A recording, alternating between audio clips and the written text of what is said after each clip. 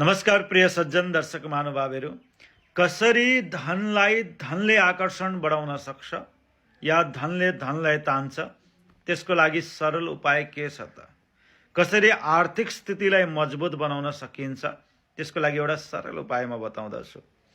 यहाँले बिहीबारको दिन पहेँलो कपडामा केसर राख्ने र थोरै बेसार राख्ने, त्यसलाई पहेँलो कपडामा राखेर बाँधिदिने। बाँधे पश्चात 21 चोटि ओम श्रीम श्रीयै नमः यो मन्त्र जपेर फुक मार्ने। 21 चोटि ओम श्रीम श्रीयै नमः, ओम श्रीम श्रीयै नमः गर्दै फुक मार्ने। त्यसपछि भने त्यसको सान्निध्यतामा एउटा पहेँलो फुल पनि राख्ने र आफ्नो क्यास काउन्टरमा, व्यापारी छन् भने क्यास काउन्टरमा, यदि गृहस्थ छन् भने आफ्नो आलमारीमा, दराजमा जहाँ धन राखिन्छ त्यहाँ राखियो भने नि धनले धनको आकर्षणता बढाउँछ र धनमा वृद्धि भएर जान्छ।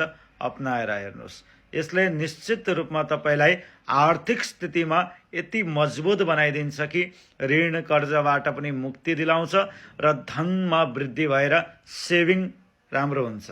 हरिओम।